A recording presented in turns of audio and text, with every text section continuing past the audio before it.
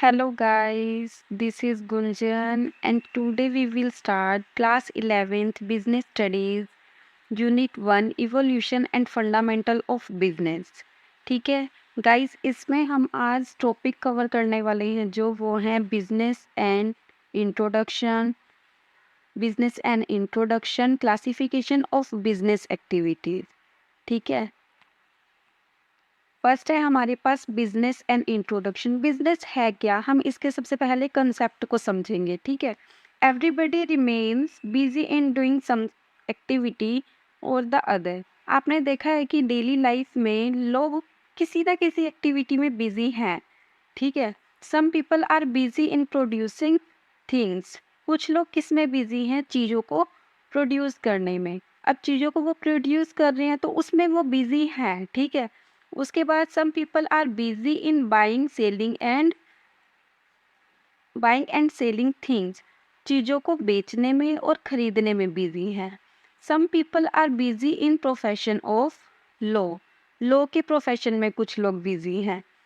Treating patients का treatment करने में कुछ लोग बिजी हैं। Some people are serving in factories. कुछ लोग कहाँ वर्क कर रहे हैं, फैक्ट्री में अपनी सर्विसेज प्रोवाइड कर रहे हैं। Some people are serving in government office. कुछ लोग कहाँ पर काम कर रहे हैं, गवर्नमेंट ऑफिसेज में। Some people are busy in propagating religion. कुछ लोग धार्मिक कार्यों में लगे हुए हैं। Some people are busy in doing social work. और कुछ लोग सोशल वर्क में बिजी हैं। ठीक है, तो आपने क्या देखा कि इस तरह से लोग किसी न किसी काम में बिजी हैं। हर कोई अपनी अपनी लाइफ में बिजी है। जैसे कि अब आप किस में बिजी हो, आप अपनी स्टडी में बिजी हो। ठीक है, all these activities are called human activities. इन सब एक्टिविटीज को क्या बोला जाता है, human activities. If we look at these activities carefully, अगर हम इन एक्टिविटीज को केयरफुली देखते हैं, they can be divided into two parts. इसको हम टू पार्ट्स में डिवाइड कर सकते हैं। There are some activities which are undertaken to earn money.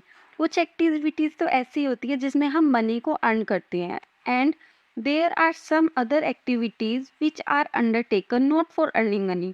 और कुछ एक्टिविटीज ऐसी होती है जिसको मनी अर्न करने के लिए नहीं किया जाता, बट फॉर मेंटल सेटिस्फेक्शन। लेकिन किस लिए किया जाता है, मेंटल सेटिस्फेक्शन के लिए।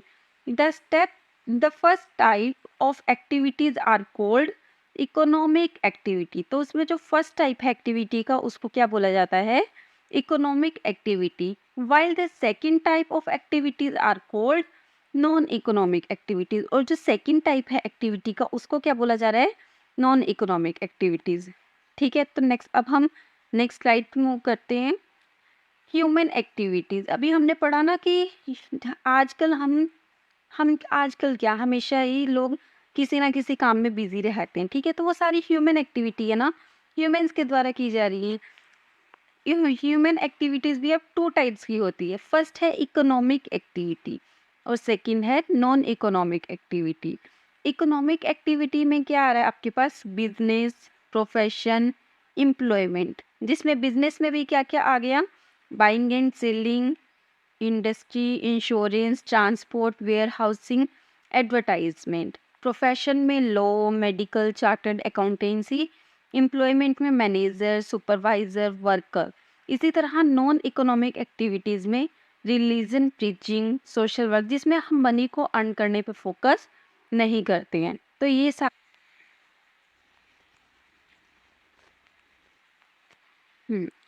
नेक्स्ट स्लाइड पे मूव करते हैं अब हम।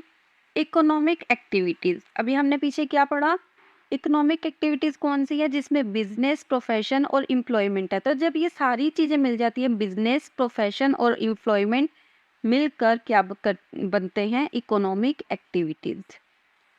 ह्यूमन एक्टिविटीज़, अब हम देखते हैं कि ह्यूमन एक्टिविटीज़ कौन सी है। Human activities, any activity that a human being perform. कौन परफॉर्म कर रहा है, जो human being performs to meet his requirements is called human activities.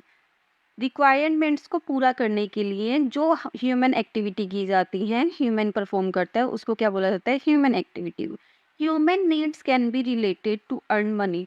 अब ह्यूमन को किसकी ज़रूरत होती है, मनी को अर्न करने की। क्यों, अगर हमने रहना है, सर्वाइव करना है, तो हमें पैसों की तो ज़रूरत पड़ेगी ना, खाना-पीना भी है, कपड़े भी पहनने हैं, रहना भी है, तो इस सब चीज़ के लिए किसकी ज़रूरत होती है? मनी की।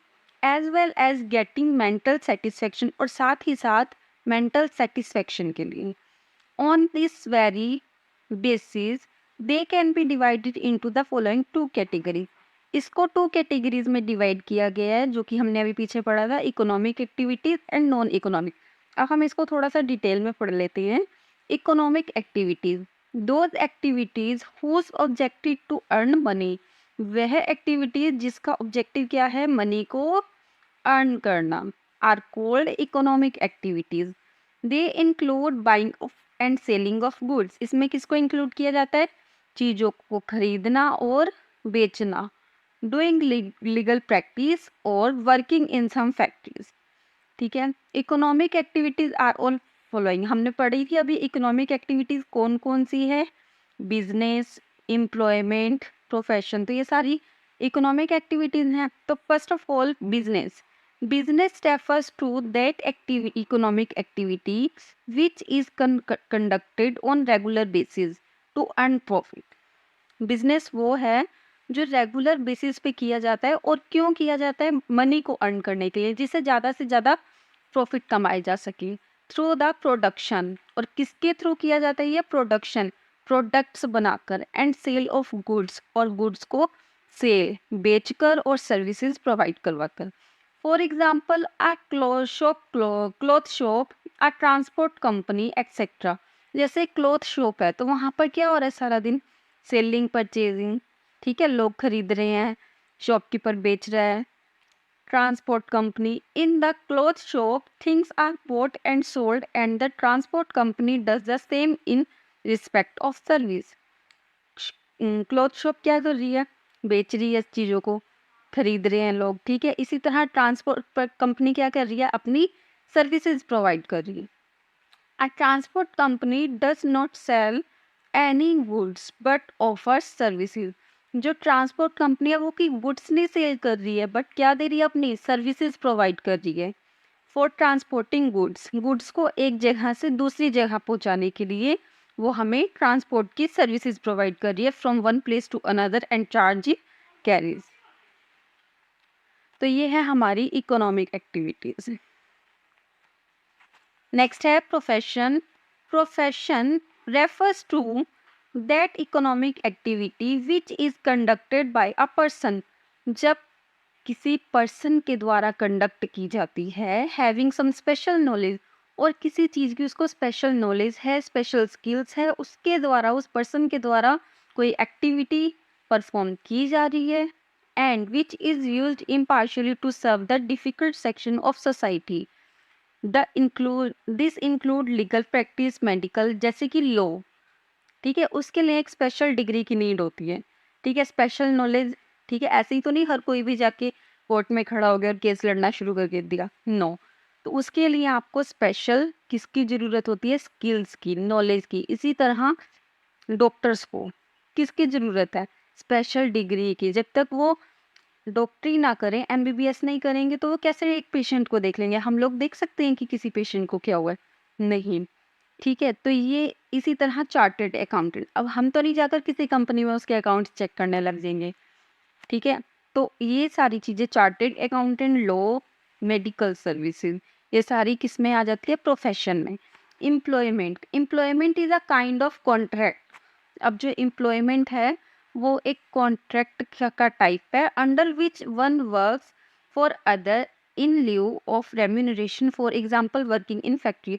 एम्प्लॉयमेंट में क्या है कि आप कहीं जाकर काम कर रहे हो और वो आपके उसको उसके बदले आपको सैलरी दे रहे हैं, रेम्यूनरेशन दे रहे हैं, ठीक है। जैसे आप फैक्ट्री में वर्क कर रहे हो, किसी ऑफिस में वर्क कर रहे हो, किसी गवर्नमेंट ऑफिस में, प्राइवेट ऑफिस में, कहीं भी वर्क कर रहे हो, तो वहाँ पर से आपको सैलरी मिलती है, ठीक है। तो ये क्या है? आपकी एम्प्लॉयमेंट में आ जाता है। नेक्स्ट है non economic activities. Non economic activities are those activities which aim at not earning money, जिसका एम मनी अर्न करना नहीं होता है। नॉन इकोनॉमिक एक्टिविटीज कौन सी हैं? जिसका एम ऑब्जेक्टिव उद्देश्य मनी अर्न करना नहीं है, but are taken undertaken with a view to gain mental satisfaction. क्या है उनका objective? Mental satisfaction. For example, तो यहाँ पर प्रायोरिटी ना मनी को नहीं दी जाती है, मेंटल सेटिस्फेक्शन को दी जाती है। For example, propagating religion, doing social work. अब जैसे आप पिक्चर में क्या देख रहे हो कि एक जो बच्चा है वो किसी बुजुर्ग को रोड क्रॉस करवा रहा है, ठीक है, तो वो उससे पैसे तो नहीं ले रहे हैं ना, ठीक है, वो बच्चा उनको ये तो नहीं बोल रहे कि मुझे पैसे दो, नो। तो सिर्फ सोशल वर्क करना, प्रोपेगेटिंग रिलीजन, किसी धर्म के लिए वर्क करना, तो ये सारी चीज़ें जो हम बिना पैसों के, बिना किसी लालच के, बिना मनी के करते हैं, उसको क्या बोला जाता है? Non economic activity. फर्स्ट है बिजनेस। अब हम इसको डिटेल में पढ़ते हैं, बिजनेस है क्या? Meaning of business, it refers to that economic activities which is conducted in regular basis. वह इकोनॉमिक एक्टिविटीज जो रेगुलर बेसिस पर की जाती है टू अर्न प्रॉफिट, प्रॉफिट को अर्न करने के लिए, through the production and sale of goods and services. जैसे किसी कंपनी में आप प्रोडक्ट बना रहे हो, ठीक है, अब प्रोडक्ट वो क्यों बना रहे हो? मार्केट में सेल करने के लिए। सेल करोगे तो आपको क्या मिलेगा? क्या मिलेगा आपको? आपको प्रॉफिट मिलेगा, ठीक है। आपने 10 रुपए का कोई प्रोडक्ट बनाया है, ठीक है, अब वो मार्केट में आप होलसेलर के पास बेच रहे हो, ठीक है, होलसेलर को वो 12 रुपए का दे रहे हो, आगे होलसेलर वो रिटेलर को दे रहा है, रिटेलर कंज्यूमर को, तो ये थोड़ा थोड़ा सारे प्रॉफिट ले रहे हैं, ठीक है। तो मोटिव आपका मेन क्या है? प्रॉफिट अर्न करना, ठीक है। प्रोडक्शन इसलिए की जा रही है ताकि आप प्रॉफिट को अर्न करो, and sale of goods and services, और जो गुड्स हैं, जो आपने प्रोडक्ट बनाए हैं, उनको सेल करने के लिए और उनकी सर्विसेज प्रोवाइड करने के लिए। नेक्स्ट है characteristics of business and economic activity. Economic activity कौन सी होती है? जो मनी को अर्न करने के लिए की जाती है। अब आप प्रोडक्ट बना रहे हो, क्यों बना रहे हो? क्योंकि आप मनी को, आप प्रॉफिट गेन कर सको, ठीक है, तो वो किस में आ जाती है? इकोनॉमिक एक्टिविटी में आ जाती है। Exchange of goods and services, जब आप गुड्स और सर्विसेज को एक्सचेंज कर रहे हो, मतलब कोई सामान खरीद रहे हो, बेच रहे हो, इसी तरह सर्विसेज आप दे रहे हो, किसी से ले रहे हो, तो ये सारी चीज़ें किस में आ जाती हैं? Exchange of goods and services. तो बिजनेस भी एक वो एक्टिविटी है जो एक्सचेंज कर रही है गुड्स और सर्विसेज को। रेगुलरिटी डीलिंग, अब जो डीलिंग की जाती है ना, रेगुलर बेस पे की जाती है। ऐसा तो नहीं कि आपने आज बना लिया और कल उसको छोड़ दिया, नहीं। अगर आपने कोई कंपनी ओपन की है, अगर आप कोई शॉप ले ओपन करके बैठे हो, ठीक है, तो आप डेली करोगे ना। आपने एक मार्केट में शॉप शॉप ओपन कर ली क्लॉथ की, अब क्या करोगे? आज खोल ली और कल से बंद?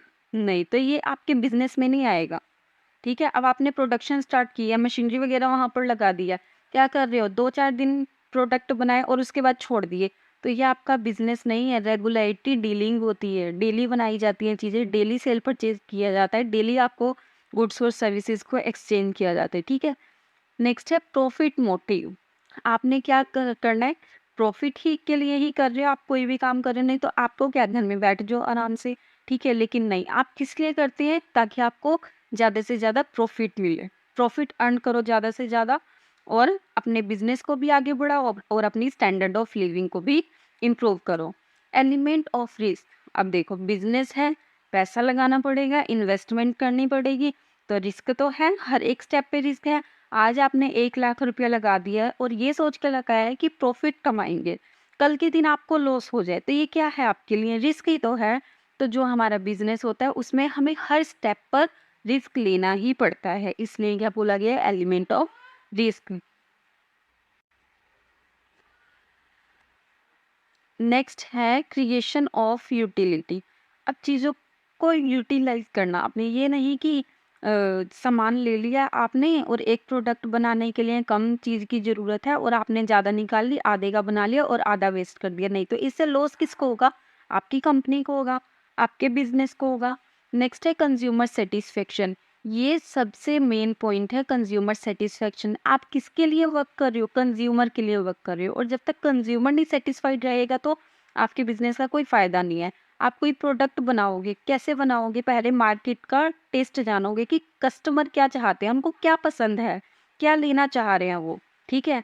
और जब आपको ये पता लग जाएगा फिर आप क्या करोगे, प्रोडक्ट बनाओगे। प्रोडक्ट बनाओगे, अगर उसकी क्वालिटी अच्छी रहेगी तो आपके पास कस्टमर आएंगे लेने के लिए। अगर क्वालिटी ही नहीं होगी तो कोई क्यों आएगा, ठीक है।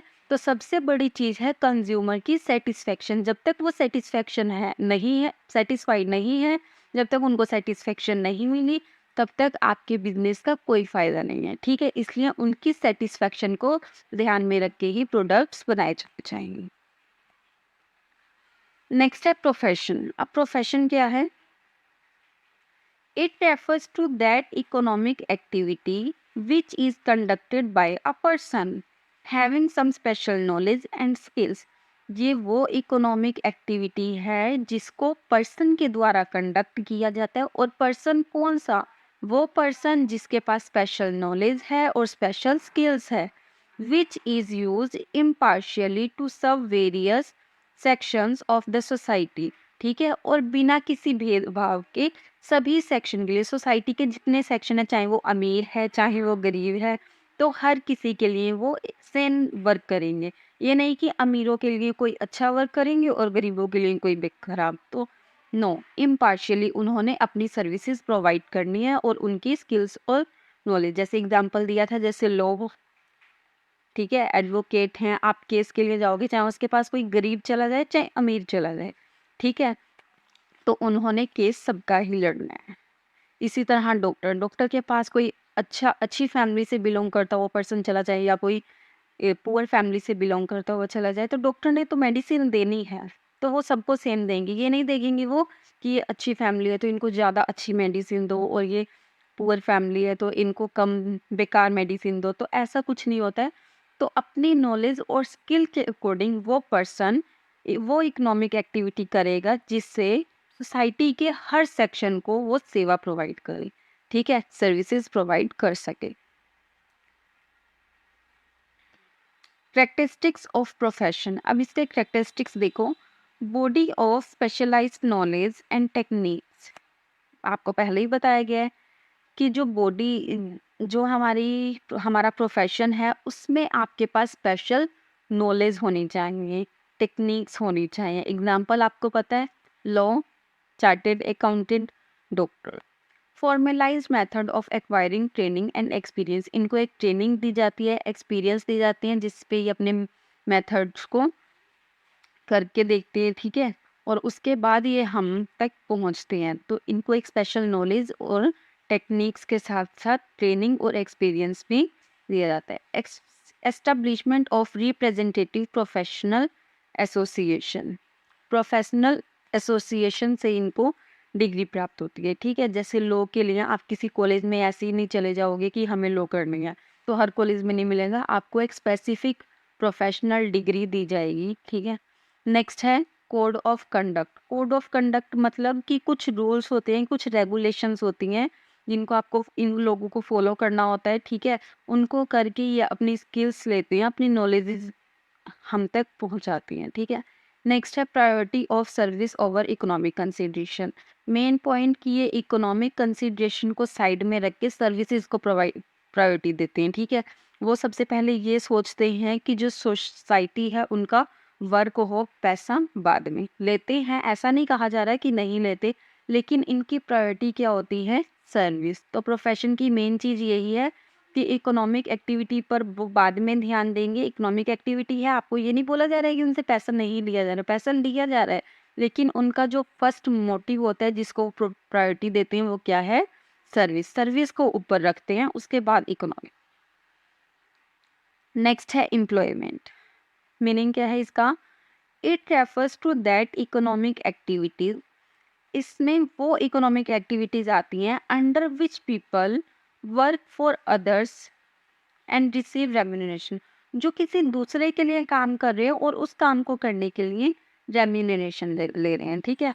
दूसरों के लिए काम कैसे कर रहे हैं? जैसे कि आप किसी फैक्ट्री में वर्क कर रहे हैं, वर्क तो किसी दूसरे के लिए कर रहे हैं ना, लेकिन आपको क्या दिया जा रहा है, सैलरी। रेम्यूनरेशन क्या होता है, सैलरी दी जा रही है आपको, ठीक है। आप दूसरों के लिए वर्क कर रहे हैं, कहीं भी जॉब कर रहे हैं आप, तो वहाँ पर आप दूसरों के लिए वर्क कर रहे हैं और सैलरी आपको दी जाती है, रेम्यूनरेशन आपको दिया जाता है। करेक्टरिस्टिक्स ऑफ एम्प्लॉयमेंट, फर्स्ट है सर्विस टू अदर्स, दूसरों के लिए सर्विस देना, ठीक है। अब आप कहीं काम कर रहे हो तो किसी दूसरे के लिए काम कर रहे हो ना, अपने लिए तो नहीं कर रहे हो, ठीक है। तो दूसरों को आप क्या प्रोवाइड कर रहे हो, सर्विसेज प्रोवाइड कर रहे हो। पर्सनल सर्विसेज, और उनको पर्सनल सर्विसेज भी आप दे रहे हो, ठीक है। ये तो नहीं कि सोसाइटी में जाके दे रहे हो, नहीं। अगर आप किसी फैक्ट्री में वर्क कर रहे हो तो वो फैक्ट्री की पर्सनल सर्विस है, ठीक है। नेक्स्ट है एग्रीमेंट, यहाँ पर आपका एग्रीमेंट होता है कि आप कितने टाइम के लिए ये काम कर रहे हो, ठीक है। उसके बीच में आप छोड़कर नहीं जा सकते हो। तो जो हमारा एम्प्लॉयमेंट है उसमें एग्रीमेंट मस्ट है। सर्वेंट, और वहाँ पर आप एक सर्वेंट की तरह वर्क करते हो, क्यों? क्योंकि वो आपका अपना काम तो नहीं है ना, ठीक है। अपना वर्क तो नहीं कर रहे हो आप, तो आप एक सर्वेंट ही हो, वहाँ पर एज अ सर्वेंट आप वर्क कर रहे हो, जिसके लिए आपको सैलरी दी जा रही है। अगर आपकी एक छोटी सी शॉप भी है ना, आपने अपने पैसों से अपने नाम की अपनी शॉप ओपन कर रखी है, तो उसके भी आप ओनर हो, ठीक है। लेकिन किसी दूसरे के बिजनेस में जाके आप वर्क कर रहे हो, उनकी फैक्ट्री में जाके वर्क कर रहे हो, उनके ऑफिस में जाके वर्क कर रहे हो, तो आप जितने मर्जी बड़ी पोस्ट पर हो, अगर आप वर्क कर रहे हो और आपको सैलरी दी जा रही है, तो आप वहां पर सर्वेंट ही हो। नो नीड ऑफ कैपिटल, इसमें आपको कैपिटल की नीड नहीं होती, क्यों? क्योंकि आपने पैसा नहीं लगाना है उसमें, आपने क्या करना है, जाकर जॉब करनी है। जॉब करने के बाद आपको क्या देंगे, सैलरी। तो कैपिटल की तो नीड ही नहीं है। कैपिटल होता ही क्या है कि जो आप अपने बिजनेस में पैसा वगैरह लगाते हो, तो वो कैपिटल होती है, ठीक है। अब यहाँ पर आपको पैसा तो लगाना नहीं है, तो कैपिटल की नीड ही नहीं है। नो रिस्क, रिस्क भी नहीं होता। जब आप कैपिटल नहीं लगा रहे हो तो आपको रिस्क क्यों होगा, ठीक है। जब आपने पैसा नहीं लगाया उसमें, तो रिस्क का तो कोई सवाल ही पैदा नहीं होता। नेचर ऑफ एम्प्लॉयर, कैसा होता है ये, एम्प्लॉयर इसमें वर्क कर रहे हैं, ठीक है। तो नेचर ऑफ एम्प्लॉय। नेक्स्ट आ जाते हैं हम इनके डिफरेंस पे।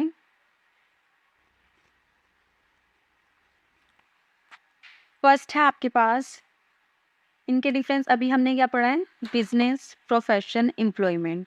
तो जितने भी हमने ये तीन चीज़ें पढ़ी हैं, अब हम इन सब में देखते हैं कि ये कैसे अलग हैं एक दूसरे से। मोड ऑफ एस्टेब्लिशमेंट, बिजनेस क्या है, entrepreneurs decision and legal formalities, इसमें आपको लीगल फॉर्मेलिटीज कंप्लीट करनी होती है। प्रोफेशन में membership and certificate of practice, जो भी आपने कोर्स किया है, डॉक्टर हो, लॉयर हो, तो उसके लिए आपको एक प्रोफेशनल सर्टिफिकेट दिया जाता है। एम्प्लॉयमेंट एक एग्रीमेंट होता है, ठीक है। एग्रीमेंट होता है कि आप इतने टाइम तक वहाँ पर वर्क करो और आपको सैलरी दी जाएगी। नेचर ऑफ वर्क, बिजनेस में क्या होता है, प्रोडक्शन एंड सेल परचेज, किस चीज़ों को बनाया जाता है, खरीदा जाता है, बेचा जाता है, ठीक है। तो बिजनेस में क्या हो गया, production and cell purchase. Profession, expert services, अब आपके पास अच्छी नॉलेज है, अच्छी स्किल्स है, तो आप उस चीज़ के एक्सपर्ट हो ना, तो expert services. Work as per agreement, कि आपने एग्रीमेंट किया है और आप एग्रीमेंट के बेस पर वर्क कर रहे थे, आपने 1 साल का किया है, 2 साल का किया है, 6 महीने का किया है, जब का भी किया है, ठीक है। नेक्स्ट है क्वालिफिकेशन, नॉट नेसेसरी, बिजनेस के लिए कोई ज़रूरी नहीं है। अगर आप इलीगल भी हो, अनपढ़ भी हो, तब भी आप जाके अपनी शॉप ओपन कर सकते हो, ठीक है। तो आप इसमें कोई भी क्वालिफिकेशन की ज़रूरत नहीं है। प्रोफेशन में as prescribe by the professional body, इसके लिए आपको प्रोफेशनल एक सर्टिफिकेट की ज़रूरत होती है, ठीक है। As prescribe by the employer, अब एम्प्लॉयमेंट में जिस टाइप के भी आप एम्प्लॉयर हो, ठीक है, किसी फैक्ट्री में वर्क कर रहे हो, छोटी पोस्ट पर हो, तो आपको ज़्यादा क्वालिफिकेशन की नीड नहीं है। लेकिन अगर आप एक अच्छी पोस्ट पे वर्क कर रहे हैं, तो आपको क्वालिफिकेशन की नीड है। तो वो डिपेंड करता है आपकी पोस्ट पर। रिवार्ड और रिटर्न्स, बिजनेस क्यों किया जाता है, ताकि प्रॉफिट को अर्न किया जाए। सबसे पहला मोटिव ही क्या है, प्रॉफिट को अर्न करना। प्रोफेशन में आप फीस देते हो, अब आप एडवोकेट के पास जा रहे हो केस फाइल करवाने, ठीक है, तो उसको फीस दोगे ना, ये तो नहीं कहेगा प्रॉफिट दो, ये तो नहीं कहेगा मेरी सैलरी दो, नो, आप उनको फीस देते। इसी तरह डॉक्टर के पास जाते हो, तो जितना काम उतनी फीस, ठीक है, जितनी दवाई उतनी फीस दोगे आप। एम्प्लॉयमेंट में आपको सैलरी दी जाती है, वेजेस दिए जाते हैं। नेक्स्ट है capital investment as per size and nature, business का जितना बड़ा साइज होगा उतना ज़्यादा आपको कैपिटल की नीड होगी इन्वेस्ट करने की, उतने ही ज़्यादा आपको पैसों की ज़रूरत होगी। प्रोफेशनल में लिमिटेड कैपिटल नीड, क्योंकि आपने सामान तो नहीं लगाना होगा ना कोई, आपको अपना ऑफिस ओपन करना, ऑफिस में बैठना है, ठीक है, तो लिमिटेड कैपिटल नीड होती है। एम्प्लॉयमेंट में आपको किसी कैपिटल की नीड नहीं है। क्यों? क्योंकि आपका तो वो काम ही नहीं है ना, आप तो कहीं जा रहे हो, जॉब कर रहे हो, सैलरी ले रहे हो, ठीक है, तो कैपिटल की तो नीड ही नहीं है। रिस्क, बिजनेस में प्रेजेंट होता है, रिस्क बहुत ज़्यादा प्रेजेंट होता है। जितना ज़्यादा आप उसमें कैपिटल लगाने वाले हो, कैपिटल इन्वेस्ट करने वाले हो, उतना ही ज़्यादा आपको रिस्क है। प्रोफेशन में सम रिस्क, क्योंकि लिमिटेड कैपिटल लगा रहे हो तो कम रिस्क ही होगा। एम्प्लॉयमेंट, नो और लिटल रिस्क, इसमें कोई रिस्क नहीं होता। क्यों जाना है, जॉब करनी है, सैलरी लेनी है, पैसा नहीं लगाया तो रिस्क किस चीज़ का। ट्रांसफर ऑफ इंटरेस्ट, बिजनेस में पॉसिबल होता है कि आपका इंटरेस्ट कैसा है आप ट्रांसफर कर सकते हो। मतलब आज आप कोई प्रोडक्ट बना रहे हो, कल के दिन आप कुछ और कर बना सकते हो। जरूरी तो नहीं कि आपको वही प्रोडक्ट बनाना है, ठीक है। प्रोफेशन में कोई ट्रांसफर पॉसिबल नहीं है। आप डॉक्टर हो तो आप डॉक्टर का ही काम करोगे, कोई लॉयर का काम नहीं करने लगोगे जाकर, ठीक है। एम्प्लॉयमेंट नॉट पॉसिबल, अब आपको जो नॉलेज है, जो स्किल है, ठीक है, जिस जगह वर्क कर रहे हो, जिस चीज़ के लिए आप एम्प्लॉयर, तो वहाँ पर वही काम करना पड़ेगा ना, और कोई काम नहीं करना पड़ेगा। कोड ऑफ कंडक्ट, बिजनेस के कोई रूल्स और रेगुलेशंस नहीं है। प्रोफेशन में होते हैं, उनको कुछ रूल्स फॉलो करने होते हैं। एग्रीमेंट में नॉन, एम्प्लॉयमेंट में norms let down by employer. अब जैसे वहाँ पर आप जहाँ भी वर्क कर रहे हो, वहाँ पर जैसा भी चल रहा होगा, उसके अकॉर्डिंग आपको रूल्स फॉलो करने पड़ेंगे। एग्जाम्पल देख लेते हैं, जैसे कि शॉप, फैक्ट्री हो गया बिजनेस का। Legal, medical, chartered accountancy, professional. Employment में प्राइवेट एंड गवर्नमेंट डिपार्टमेंट। तो ये सारे आपके क्या हो गए हैं। Next, objectives of business, business के ऑब्जेक्टिव्स, इकोनॉमिक ऑब्जेक्टिव्स और सोशल ऑब्जेक्टिव्स। नेक्स्ट है ऑब्जेक्टिव्स ऑफ बिजनेस। फर्स्ट है इकोनॉमिक ऑब्जेक्टिव और सेकंड है सोशल ऑब्जेक्टिव्स। इकोनॉमिक ऑब्जेक्टिव्स में क्या है, प्रॉफिट मेकिंग, कि आप जो आपके इकोनॉमिक ऑब्जेक्टिव्स वो हो गए जो आपके बिजनेस के लिए हैं। जैसे प्रॉफिट मेकिंग, इकोनॉमिक का मतलब ही क्या है कि जो आप प्रॉफिट के लिए कर रहे हो, ठीक है, प्रॉफिट ज़्यादा से ज़्यादा अर्न करना चाहते हो, इसलिए आप कोई बिजनेस कर रहे हैं। क्रिएशन ऑफ कस्टमर्स, अपने कस्टमर्स बनाना, जब आपके ज़्यादा से ज़्यादा कस्टमर्स आएंगे, आपका वक्त ज़्यादा चलेगा, तभी आपको ज़्यादा से ज़्यादा प्रॉफिट होगा। इनोवेशन, इनोवेशन मतलब नई नई टेक्निक्स को अपने बिजनेस में लेके आना, नए नए तरीकों से अपने प्रोडक्ट्स को प्रोड्यूस करना। नेक्स्ट है social objectives, high quality at fair prices. देखो सोशल, अब हर चीज़ आपने अपने बिजनेस के लिए तो नहीं देखनी है, ठीक है, सोसाइटी के लिए भी कुछ देखना है, तो उसके लिए क्या है, सोशल ऑब्जेक्टिव्स तो जरूरी हैं। अगर आप सोसाइटी के लिए नहीं देखेंगे, अपने लिए ही करेंगे सब कुछ, तो आपका बिजनेस अच्छे से नहीं चलने वाला है। High quality goods at fair prices, कम प्राइजेस पे अच्छी क्वालिटी के गुड्स आप अगर कस्टमर्स को प्रोवाइड करें तो कस्टमर आपके पास ही आएंगे। नेक्स्ट है contribution to community development, community की डेवलपमेंट के लिए, विकास के लिए जब आप कंट्रीब्यूशन करते हैं तो ये भी एक सोशल ऑब्जेक्टिव ही है। फेयर रिटर्न टू इन्वेस्टर्स, अब जो आपने आपकी कंपनी में इन्वेस्ट कर रहे हैं, शेयर होल्डर्स हैं, ठीक है, उनको अच्छे रिटर्न्स देना। जैसे आपने डिविडेंड देना है, पूरे ईयर में वन टाइम आपको डिविडेंड देना होता है, सारा प्रॉफिट एंड लॉस वगैरह देखकर, तो उनको फेयर रिटर्न देना, ठीक है, इन्वेस्टर्स को।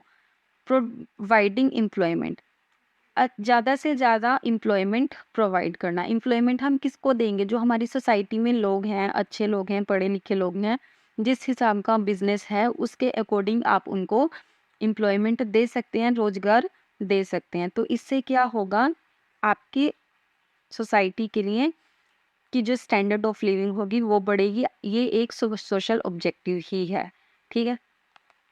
Role of profit in business, अब बिजनेस में प्रॉफिट का क्या रोल है, ठीक है।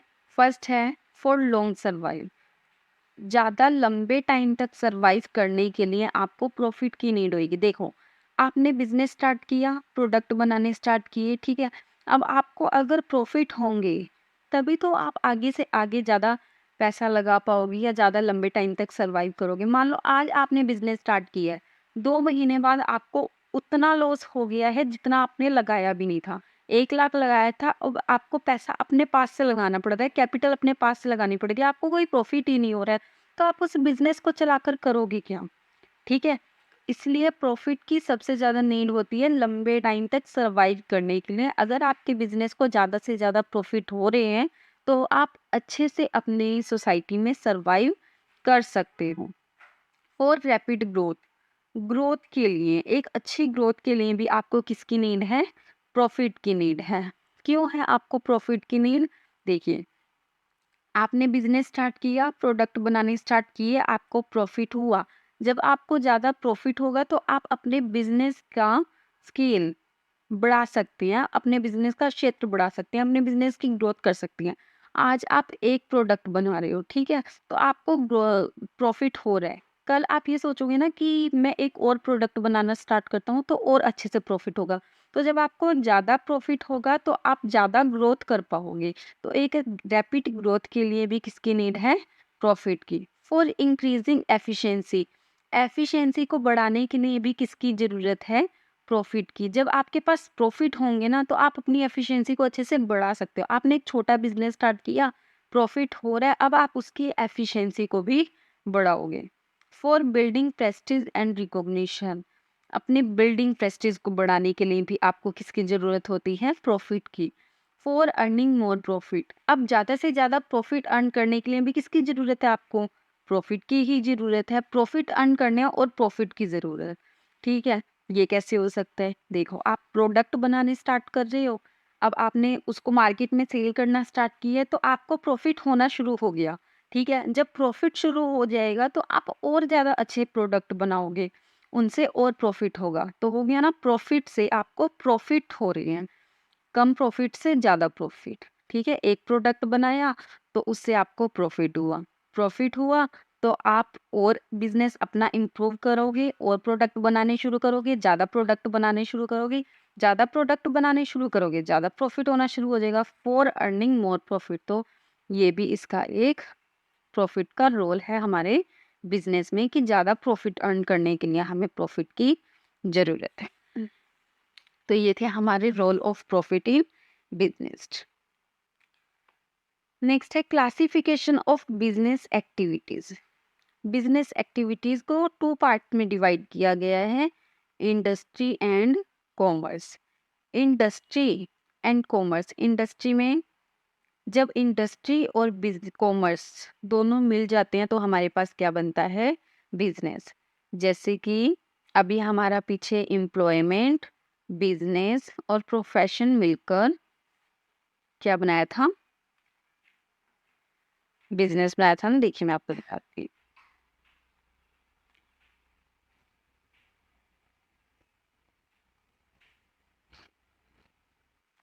बिजनेस, प्रोफेशन एंड एम्प्लॉयमेंट ने मिलकर क्या बनाई थी? हमारी इकोनॉमिक एक्टिविटीज, ठीक है? उसी तरह से अब इंडस्ट्री और कॉमर्स मिलकर क्या बनाते हैं? बिजनेस, ठीक है? बिजनेस में कौन कौन सी चीजें आ रही हैं? Industry and commerce. तो अब हम इनको भी डिटेल में पढ़ते हैं। उसके बाद कॉमर्स में भी 2 आ रहे हैं, trade and auxiliary trade. Industry, it refers to that economic activity which undertakes the production of goods and services. It refers to that economic activities. ये भी क्या है? इकोनॉमिक एक्टिविटीज है। क्यों? क्योंकि बिजनेस तो इकोनॉमिक एक्टिविटी में ही आ रहा था। Which undertakes the production of goods and services, जहाँ पर गुड्स और सर्विसेज की प्रोडक्शन की जाती है उसको क्या बोला जाता है? इंडस्ट्री। अब इंडस्ट्री के आगे टाइप्स हैं। फर्स्ट है प्राइमरी इंडस्ट्री। प्राइमरी इंडस्ट्री कौन सी है? It refers to that industry which produce unrefined raw material. वो रॉ मटेरियल जिसका अभी आपने रिफाइन नहीं किया, मतलब अभी वो पूरा रो है, आपने उसका कुछ किया ही नहीं है, उसको छेड़ा तक नहीं है, ठीक है? It refers to that industry which produce unrefined raw material out of which finish product are made. First है इसमें जेनेटिक इंडस्ट्री और नेक्स्ट है एक्सट्रैक्टिव। जेनेटिक में क्या आ रहा है? जैसे कि पोल्ट्री फार्म्स हो गए और वहाँ पे एग्स को क्या किया जा रहा है? अभी आपने कुछ नहीं किया ना, वहाँ पर मुर्गियाँ रखी हैं, ठीक है? और एग वहाँ पर बनाए जा रहे हैं, ठीक है? एग की प्रोडक्शन की जा रही है।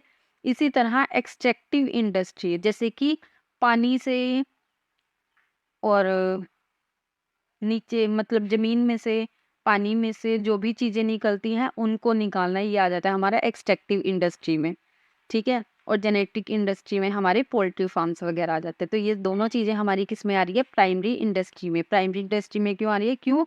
कि अभी ये बिल्कुल रॉ मटेरियल है, बिल्कुल कच्चा माल है, अभी इसका यूज़ कहीं किया ही नहीं है, अभी इससे कुछ बनाया ही नहीं है, अभी स्टार्टिंग ही हो रही है, ठीक है? नेक्स्ट है secondary industry. It refers to that industry which uses the raw material produced by primary industry.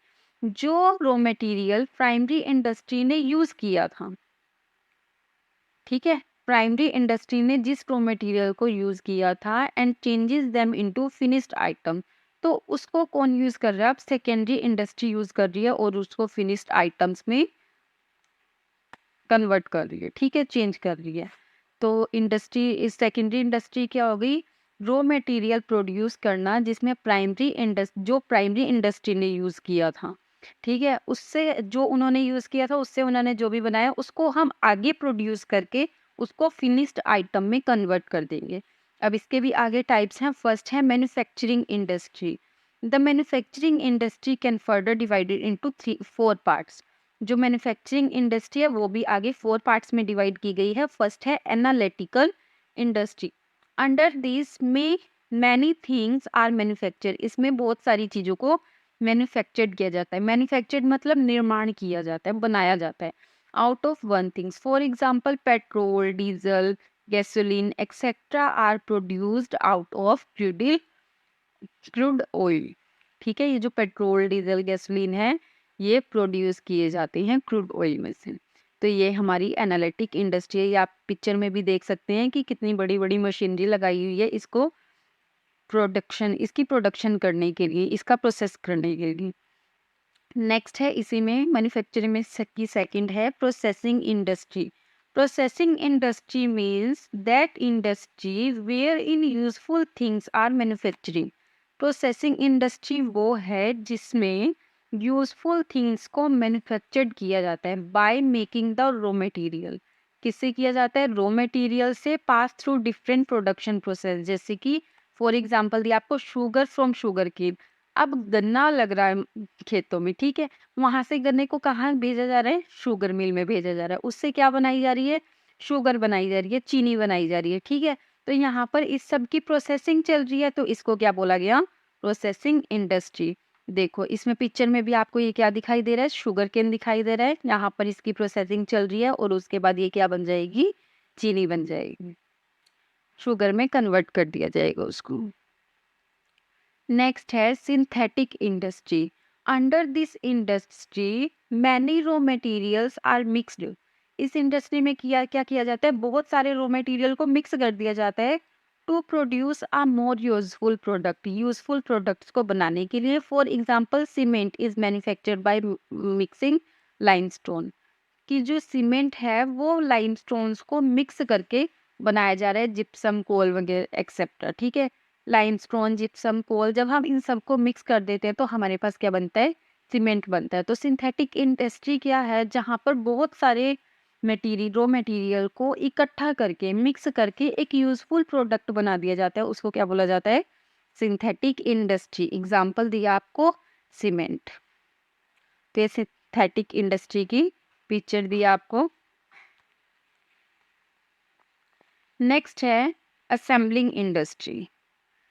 In this category, that industry is included wherein the parts manufactured by different industries are assembled to produce new and useful product। देखो अलग अलग industry में parts बनाए जाते हैं और उसको इकट्ठा करके एक यूजफुल प्रोडक्ट बना दिया जाता है। For example cycle, radio, television, computer, scooter, four wheeler, bike, ठीक है? तो ये सारी चीजें इसमें आ जाएंगी। अब देखो जो कार है, ठीक है, फोर व्हीलर है, वो एक ही जगह तो नहीं बन रही होगी, उसके पार्ट्स अलग अलग जगह बनते हैं, फिर वो एक जगह आते हैं, एक इंडस्ट्री में आते हैं जिस इंडस्ट्री में वो आकर एक कार बनाई जा रही है, यूजफुल प्रोडक्ट बनाया जा रहा है, तो उसको क्या बोला जा रहा है? Assembling industry.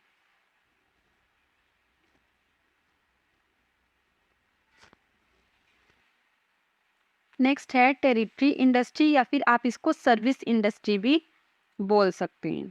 It refers to that industry which produce services. वो इंडस्ट्री जो हमें सर्विसेज प्रोवाइड करती है, उसको क्या बोला जाता है? टेरिटरी इंडस्ट्री या फिर सर्विस इंडस्ट्री। फर्स्ट है ट्रांसपोर्ट इंडस्ट्री। अब आपने प्रोडक्ट बना लिया, अब प्रोडक्ट को एक जगह से दूसरी जगह भेजना है तो कैसे भेजोगे? उसके लिए है ट्रांसपोर्ट इंडस्ट्री। आप किसी ट्रक से या किसी चीज से, ठीक है, आप एक जगह से दूसरी जगह क्या कर रहे हैं? उस सामान को भेज रहे हैं, जो प्रोडक्ट आपने आपने बनाया, तो वो क्या हो गई हमारे लिए? Transport industry. इसी तरह बैंकिंग इंडस्ट्री।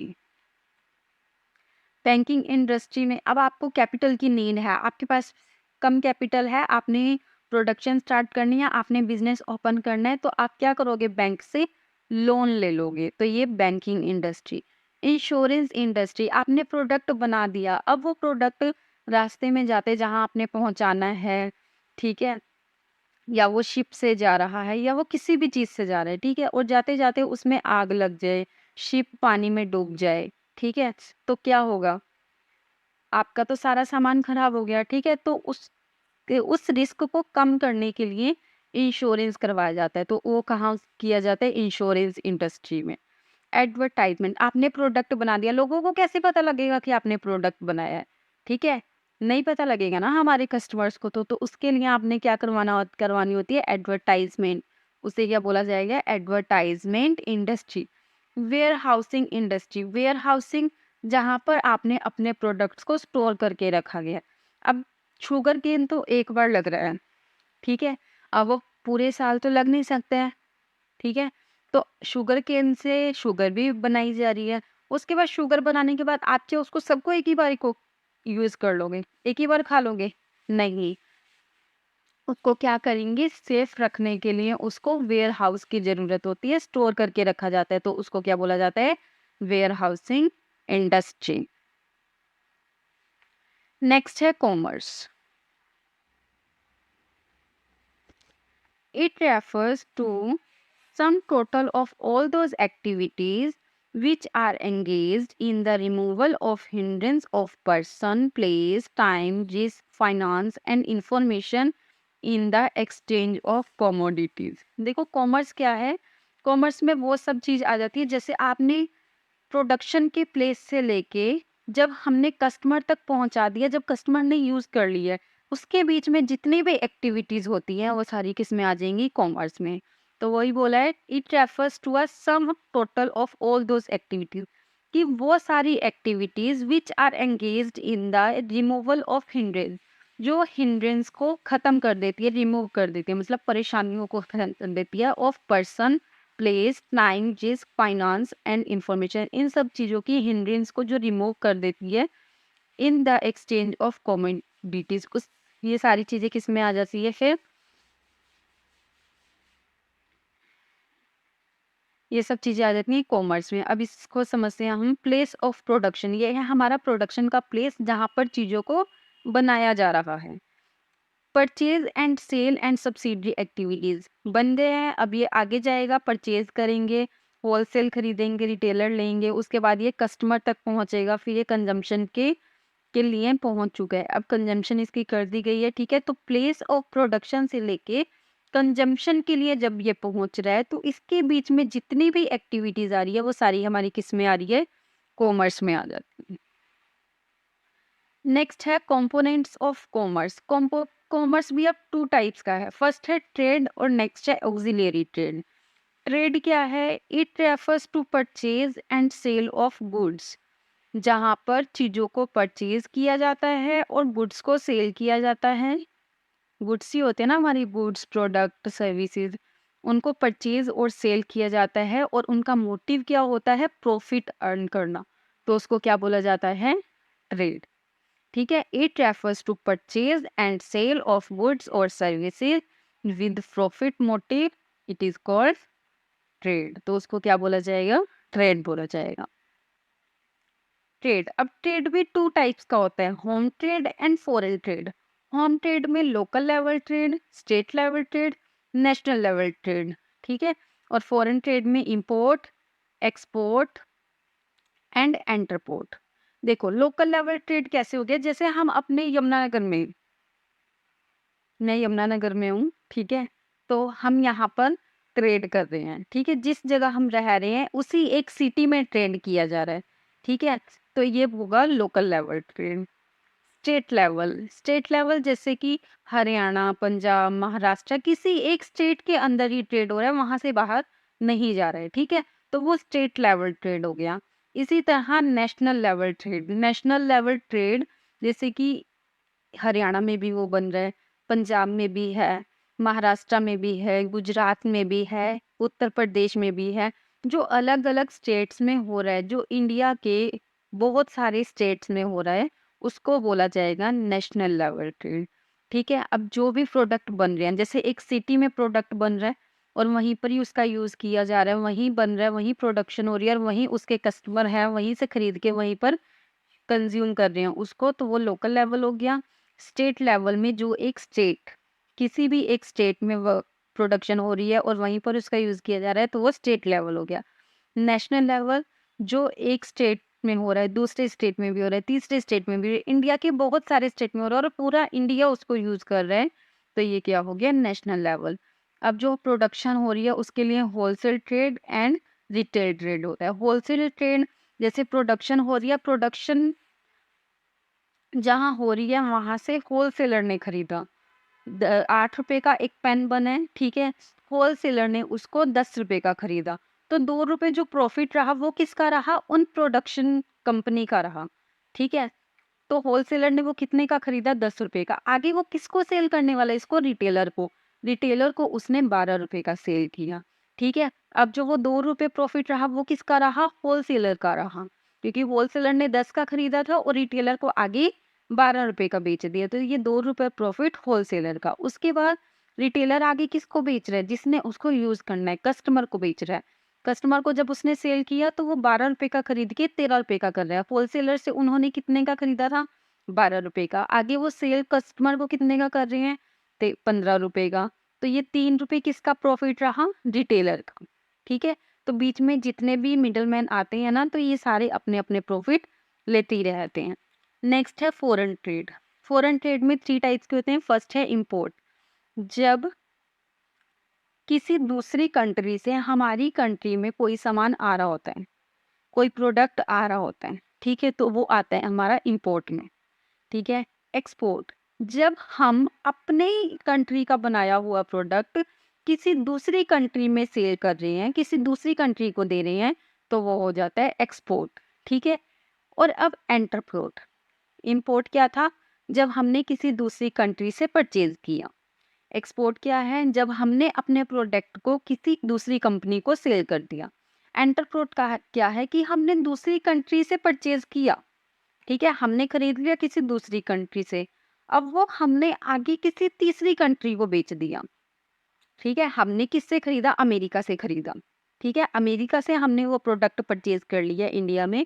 अब इंडिया ने क्या किया, उसको आगे पाकिस्तान को सेल कर दिया, ठीक है, हमने अमेरिका से खरीद के पाकिस्तान को सेल कर दिया, तो उसको बोला जाएगा एंटरपोर्ट। क्लियर। नेक्स्ट है auxiliary to trades, it refers to those activities which are undertaken to overcome the hurdle appearance in the way of trade. It includes, ठीक है, देखो क्या है, it refers to those activities, वो activities which are undertaken to overcome the hurdle appearance in the way of trade. देखो trade कर रहे हैं हम, ट्रेड क्या होता है हमारा, व्यापार, ठीक है, हम कोई भी ट्रेड कर रहे हैं और उस ट्रेड के लिए हमारे पास बहुत सारी प्रॉब्लम्स आ रही है बीच में। प्रॉब्लम्स कैसे आ रही है, जैसे कि प्रॉब्लम्स आ रही हैं, हमने प्रोडक्ट तो बना दिया, हम प्रोडक्ट को एक जगह से दूसरी जगह कैसे पहुंचाएंगे जहां हमने अपना प्रोडक्ट बेचना भेजना है, ठीक है। अगर हमने प्रोडक्ट बनाना है, हमें मनी की ज़रूरत है, इतनी मनी हमारे पास है नहीं, इतना कैपिटल हमारे पास है नहीं, तो हम क्या करेंगे, इंश्योरेंस अगर हम एक जगह से अब दूसरी जगह अपने सामान को भेज रहे हैं, बीच में उसकी सेफ्टी कैसे रहेगी, ठीक है? अब हमने प्रोडक्ट बना के रख दिए हैं, उसको यूज़ तो हमने पूरे ईयर करना है, तो वो तो खराब हो जाएगा, ठीक है? हमने प्रोडक्ट बना दिया, लोगों को कैसे पता लगेगा कि हमने प्रोडक्ट बना दिया? तो ये सारी चीज़ें कैसे करनी, ये सारी चीज़ें जो इनकी हिंड्रेंस हैं, उनको कैसे ख़त्म करना है? जो प्रॉब्लम्स बीच में आ रही है, उसको ख़त्म करने के लिए जो भी बीच में ट्रेड किए जाते हैं, उनको क्या बोला जाता है? ऑक्ज़िलियरी ट्रेड्स। तो इसमें फर्स्ट है ट्रांसपोर्ट एंड कम्युनिकेशन। ट्रांसपोर्ट में क्या है कि आपने अपने सामान को एक जगह से दूसरी जगह भेजना है, जो प्रोडक्ट आपने बनाए हैं, वो आपने भेजने हैं। तो क्या करोगे? ट्रांसपोर्ट। ट्रांसपोर्ट अगर हुआ तो आराम से आपके प्रोडक्ट चले जाएँगे, ठीक है? कम्युनिकेशन, दूसरी बात, आप एक जगह बैठे हो और जिसको आपने प्रोडक्ट सेल करना है वो कहीं और है, किसी और स्टेट में है, किसी और कंट्री में है। तो कम्युनिकेशन मस्ट है। आप उसके पास तो जा नहीं सकते हैं, तो कम्युनिकेशन कैसे करेंगे? फ़ोन पे करेंगे, ईमेल करेंगे, ठीक है? और ट्रांसपोर्ट के लिए आपने कम्युनिकेशन से बातचीत कर लिया, आपकी डील फाइनल हो गई है, अब आपने प्रोडक्ट को भेजना है, तो उसके लिए किसकी ज़रूरत है? ट्रांसपोर्ट की, ठीक है? चाहे आप शिप से भेजें, ट्रक से भेजें, जैसे मर्ज़ी, वो आपके ऊपर डिपेंड करता है। नेक्स्ट है बैंकिंग एंड फाइनेंस।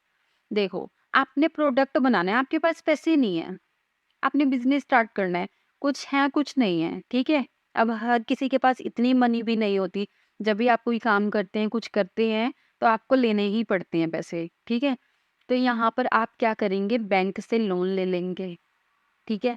लोन ले लेंगे तो वहाँ से आपकी वो जो मनी की नीड थी, वो कंप्लीट हो गई या पूरी हो गई। तो banking and finance.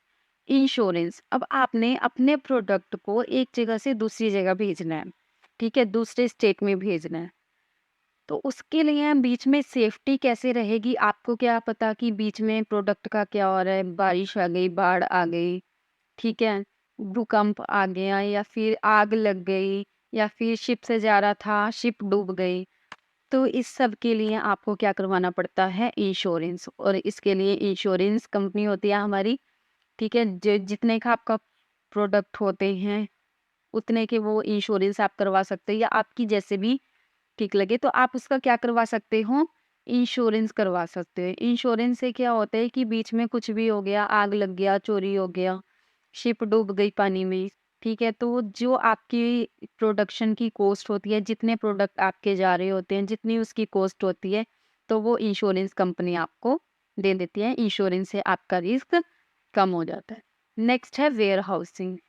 Where housing, आपने प्रोडक्ट बना दिया है, ठीक है? प्रोडक्ट बना दिया अब आपने, तो प्रोडक्ट को अब आपने फुल ईयर आपने प्रोडक्ट को रखना है। तो कैसे रखोगे आप प्रोडक्ट को? ठीक है, उसके लिए आपके पास क्या होती है? वेयर हाउसिंग्स होती हैं, ठीक है? स्टोर करके रखना है आपने प्रोडक्ट को, तो स्टोर करने के लिए आपके पास क्या होता है? वेयर हाउस में आप स्टोर करके रखेंगे, वहाँ पर आप दवाइयाँ डालेंगे या जैसे भी उसको स्टोर करके रखेंगे। बस ये है कि वहाँ पर आपका जो प्रोडक्ट हैं, आपके जो सामान पड़ा है वो खराब नहीं होता है, ठीक है? तो उसके लिए वेयर हाउसिंग की नीड होती है आपको। एडवर्टाइजिंग, आपने प्रोडक्ट बना दिया, लोगों को कैसे पता लगेगा कि आपने कोई प्रोडक्ट बनाया है? कैसे पता लगेगा उनको, ठीक है? तो उसके लिए एडवर्टाइजिंग होती है। एडवर्टाइजमेंट आप न्यूज़पेपर में, पैम्पलेट्स होते हैं, टेलीविज़न पर, ठीक है, रेडियो पर, जैसे भी आपको एडवर्टाइज़मेंट सूटेबल लगे, आप ऐसे एडवर्टाइज़मेंट करवा के क्या कर सकते हो? अपने प्रोडक्ट की जानकारी पूरे इंडिया में या फिर स्टेट में, जिस भी लेवल का आपका प्रोडक्ट है, आप उन तक पहुँचा सकते हो, जिससे लोगों को पता लगेगा। और अगर आपके प्रोडक्ट की क्वालिटी अच्छी हुई, तो लोग उसको ज़्यादा पसंद करेंगे, तो उसको परचेज़ भी करेंगे। एक बार यूज़ करेंगे, क्वालिटी अच्छी लगी, तो नेक्स्ट टाइम वो दोबारा से आपके ही प्रोडक्ट को यूज़ करेंगे, ठीक है? तो ये सारी हिंड्रेंस ख़त्म करने के लिए बीच में जो भी चीज़ें आती हैं, उन सबको क्या बोला जाता है? Auxiliary to trade. Auxiliary trades में वो सारी एक्टिविटीज़ आ जाती हैं, जो आपकी प्रोडक्शन से लेकर कस्टमर तक पहुंचाने के लिए बीच में जो भी हर्डल्स होते हैं, ठीक है? प्रॉब्लम्स का आपको फेस करना पड़ता है, उन सब प्रॉब्लम्स को फेस करने के लिए आपके पास है transport, banking, finance, insurance, warehousing, advertisement, इन सब प्रॉब्लम्स को ख़त्म किया जा सकता है। इंडस्ट्री की एक्टिविटी क्या है? Production of things and services, की चीज़ों को बनाना और उनकी सर्विसेज प्रोवाइड करना। कॉमर्स में क्या है? Distribution of things and services, चीज़ों को डिस्ट्रीब्यूट करना, मतलब एक जगह से उस स्थान से जहाँ पर वो चीज़ बन रही है, प्रोडक्शन हो रही है, प्रोडक्ट बन रहा है, वहाँ से कंज्यूमर तक पहुँचाना। ठीक है। इसी तरह ट्रेड में है buying and selling of things, जो प्रोडक्ट बनाए गए हैं उनको खरीदना और बेचना। तो ये तीनों चीज़ें इसमें आ गई। नेक्स्ट है कैपिटल रिक्वायरमेंट। इंडस्ट्री है both working and fixed capital on large scale.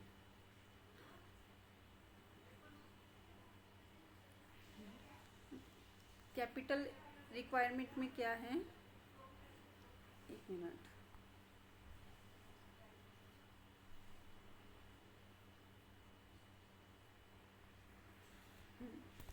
Capital requirement both working and fixed capital on a large scale, कि जो वर्किंग कैपिटल होती है और फिक्स्ड कैपिटल होती है वो हमारी लार्ज स्केल पर होती है, एक बड़े स्केल पर होती है।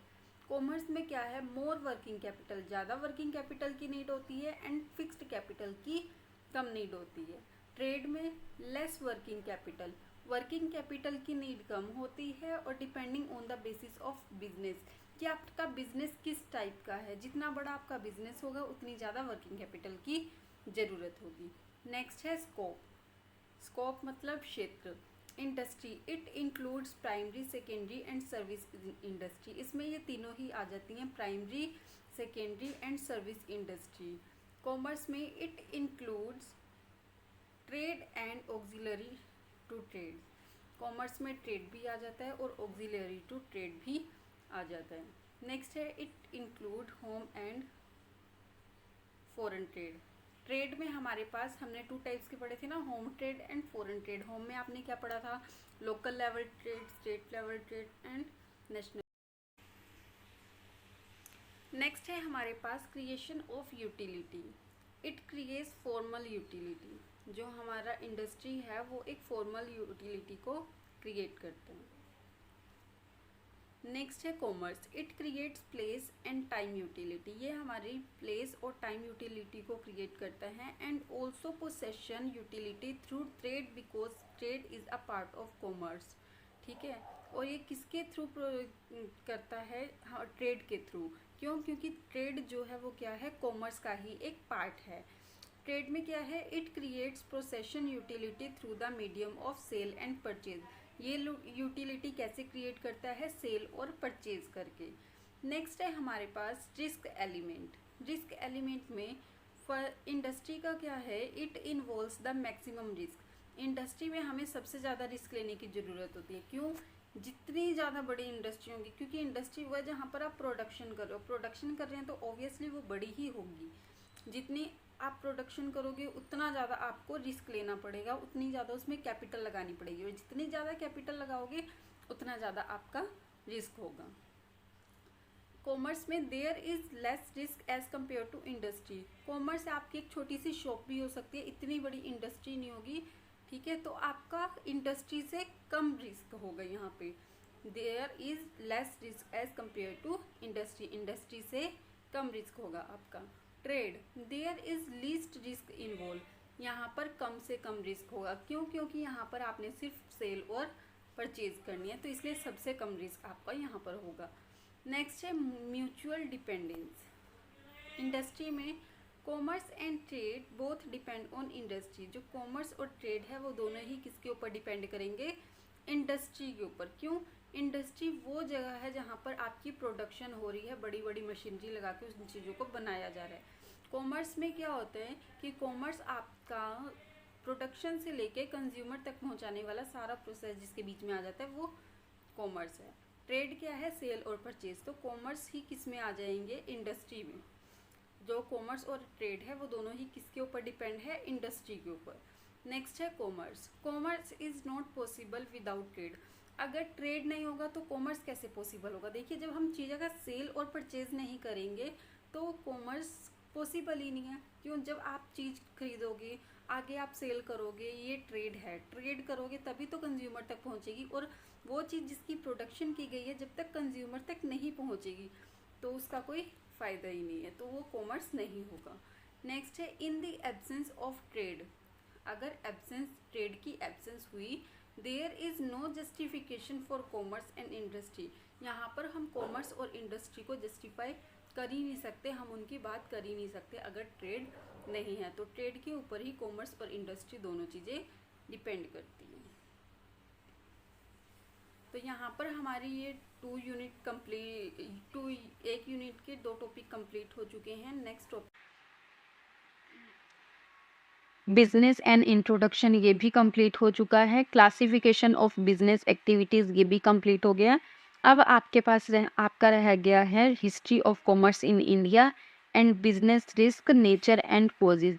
ये मैं आपकी पार्ट 2 के वीडियो में कंप्लीट कर दूंगी। ठीक है, तो यहाँ पर आपकी first unit evolution and fundamental of business complete हो जाएगा। ठीक है, आपको एक बार नहीं समझ आता, आप वीडियो को बार बार देखें तो आपको समझ में आ जाएगा। ठीक है, तो ये 2 टॉपिक इसमें कंप्लीट हो चुके हैं। नेक्स्ट टॉपिक हम नेक्स्ट वीडियो में कंप्लीट करेंगे। Thank you.